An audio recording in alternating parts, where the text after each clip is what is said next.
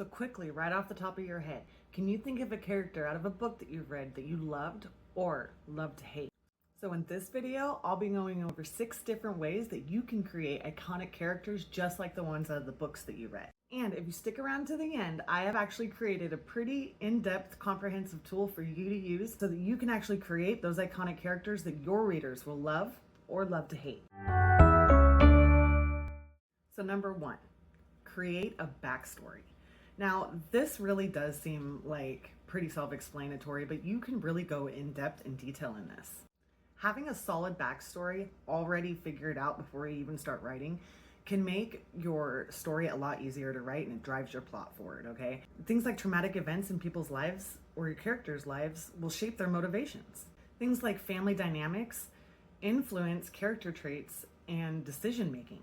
And just like us, our cultural environment shapes our worldview and our personality. We all have secrets and regrets, and I'll bet your characters do too. And when you let this shine through, when you already know what they are, this really creates depth and complexity in your story. Number 2, strengths and flaws. So balance is key here, and making sure that you have this balance is going to make sure that your characters are more realistic and more relatable. A too perfect character is a boring character, while on the other side of that, a flawed character leaves room for growth. Now, there are external flaws and internal flaws, and it's really good that you know the difference, okay? So internal flaws are things like insecurity and fears, and external flaws are things like clumsiness or like having a bad temper. But when you combine both in one character, it adds layers to your character and again creates that depth. You can also use flaws to drive your conflict forward. Flaws cause problems in relationships. They create obstacles in your plot point. They make your story more interesting. And one really good example of this is like someone's arrogance can lead to a really bad mistake. Strength is actually something that's really good to show in action. Strength can guide decisions, like bravery. It takes risks. If you're not careful though, or if this is what you intend, and it again adds more depth, strength can turn into flaws.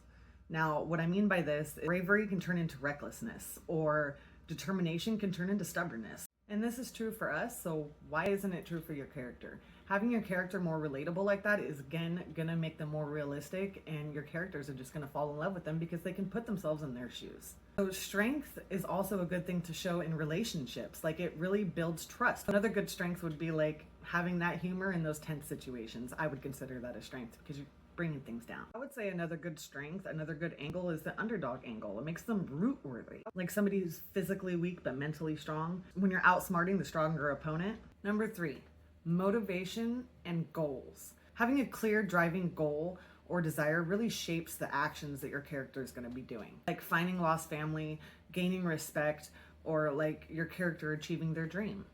So there are primary and secondary motivations. Now, primary motivations are things like the big overarching goal, right? Or like to save the world. And a secondary motivation would be things like your smaller personal wants, or like seeking redemption versus saving the world. Now let's talk about the emotional stakes, okay? Motivation is strongest when there's emotion or it's personal, right? And so a good example of this would be like fighting for a loved one, or fighting for someone's honor, or proving yourselves to someone important. These are things that grip us and really make these characters memorable. And just like us, having those conflicting emotions come out is really going to make your character more relatable. We all have conflicting emotions within us. And that would be like when you want to save somebody, but you have to protect yourself. And I don't know about you, but I really feel like most of us have been there. Having a moment like that in your book can really make the reader feel like they're in your character's shoes.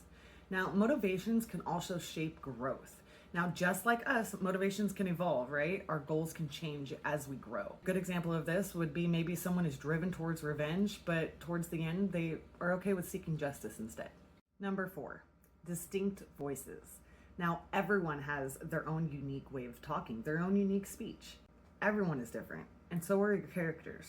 Some people speak really formal, some people speak in slang. There are certain phrases that people say, or just different sayings, like I'm prone to saying no worries. Some people are short, some people are blunt, and some people are long-winded and never stop talking. Why should your characters be any different? Now, your vocabulary and your tone, things like your education, your background, your personality, all of those things shape this. So when you're thinking about your character, really take all of those things into consideration when you're doing their dialogue and their speaking, because it should stay consistent. Now, body language and nonverbal cues are seriously a thing. Everyone expresses themselves physically. I, for instance, talk with my hands a lot. If you're crossing your arms, rolling your eyes, or just plain on avoiding eye contact, all of these little things add to a character's overall voice. And we all have this internal dialogue. Well, actually, I just recently learned that some of us don't. I honestly think that's a little, whatever.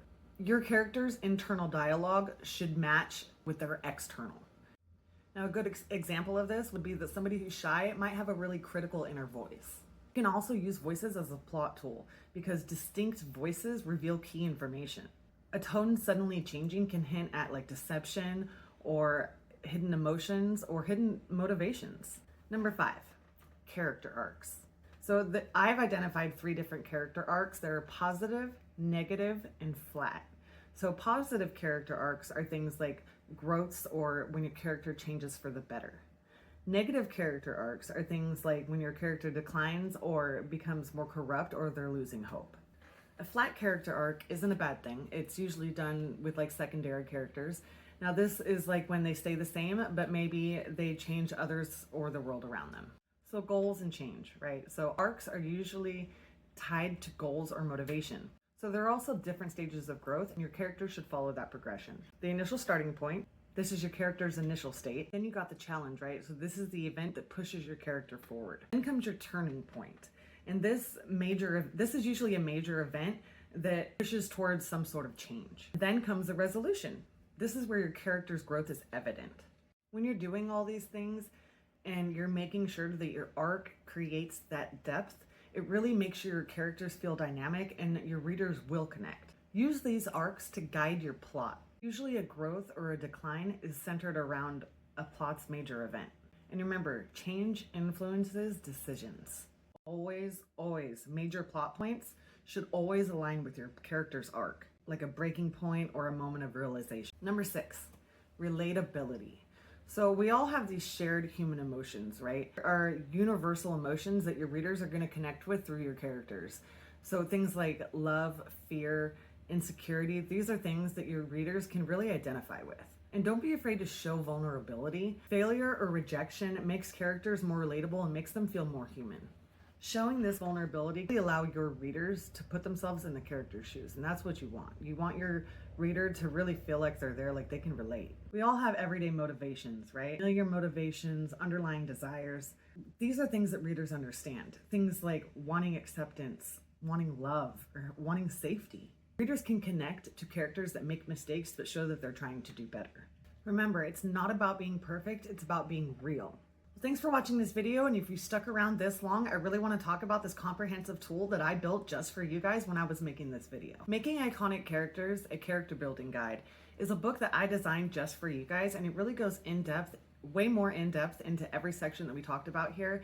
I ask you comprehensive questions to really get into these characters that you're building, and I honestly feel like this is a great tool for people who need like a reference or somewhere to go back to that want to stay consistent throughout their book. It's a really good tool for you guys to bring those characters alive and to make these characters more relatable. So go ahead and go check it out right now. The link is in the description. It's out on Amazon. Don't forget to like and subscribe. It helps support my new channel.